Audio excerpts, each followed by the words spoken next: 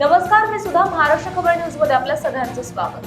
गोवा पाहायला आणि फिरायला जायचं हे अनेकांचं पर्यटन स्वप्न असतं.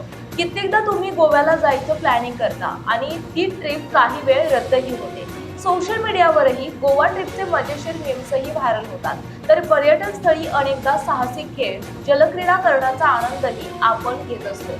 पॅराग्लायडिंग करताना अनेकदा काही जण स्टंट देखील करतात. मात्र काही वेळा हेच पॅराग्लायडिंग जीवावर बेतू शकतं. गोव्यामध्ये एका महिला पर्यटकास असाच एक अनुभव आला असून सुदैवाने तिचा जीव बचावलाय. सुष्मिता यांनी जागरूकता आणि सावधानतेसाठी ही पोस्ट शेअर केल्याचं म्हटलंय. जगभरातील पर्यटक पर्यटनासाठी प्रसिद्ध असलेल्या गोव्यात पर्यटनासाठी येतात.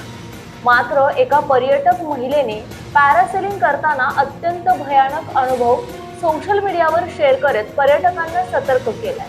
सुष्मिता नावाच्या एका महिलेने तिच्या इंस्टाग्राम अकाउंटवरून या घटनेचा व्हिडिओ शेअर केला असून हा आनंददायी अनुभव तिच्यासाठी मृत्यूचा सापळा कसा ठरला असता याविषयी त्यांनी सांगितलंय. त्यामुळे पर्यटकांच्या सुरक्षेचा प्रश्न पुन्हा एकदा ऐरणीवर आलाय.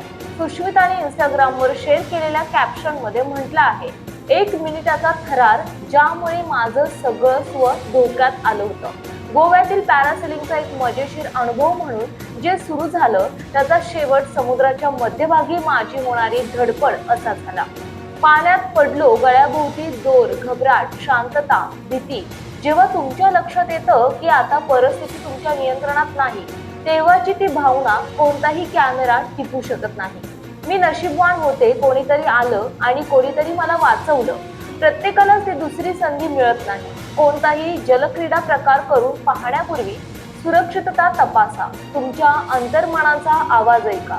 कारण काही अनुभव केवळ आठवणी म्हणून राहत नाहीत, ते मानसिक आघात म्हणून कायम राहतात. अशी जागरूक करणारी आणि पर्यटन ठिकाणी अतिउत्साह दाखवणाऱ्या पर्यटकांना सावध करणारी पोस्ट सुष्मिताने लिहिली आहे.